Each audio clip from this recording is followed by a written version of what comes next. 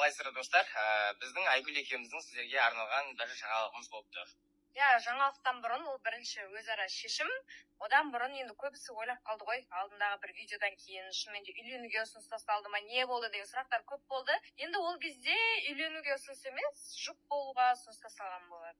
Мен бұл моментті өте қатты күтіп жүрдім. Енді екеуміз былайша айтқанда екінші рет жүріп көрейік деген сияқты айтқан болатын. Сосын бұл деді да, бірақ сол кезде кольцоны кимей жүрді почему-то. Бірақ деген сияқты болды. Сосын мен ойланып жүрдім, неге ондай болады екен деп. Осы байлде тұрғанның өзінде де екеуміз екі жақта тұрып, андай бір-бірімізге кішкене бір қырылып сөйтіп жүрдік. Соны ойладық енді. Ол кезде жұпқа сөз салды. Сақинаны тақпаған себебінде бір ойладым, может, әлі сөйлесіп көру керек шығар деген ой болды да. Мен де ол кезде ештеңе айта алмадым деген сияқты ғой.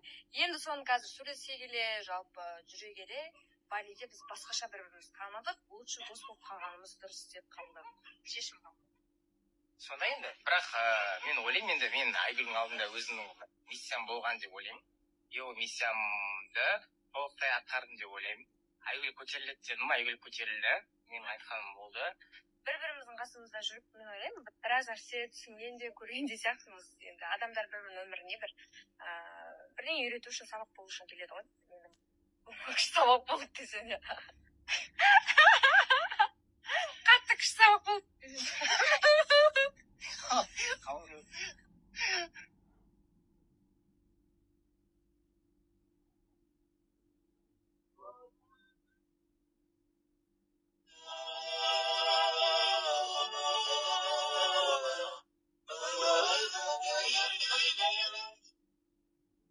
В общем, мен отельге келдім и тамақ заказ бердім.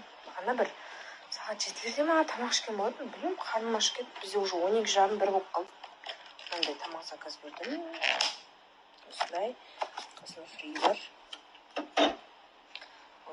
Қасында фри бар. Осы, короче. И мен Құдай қаласа среда күні, ертең ары күні жолға шығам. Среда кешкісін Алматыда боламын ғой.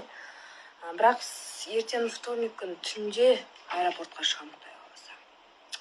Солай, сол үшін қашан қайтасың дей бермеңіздер.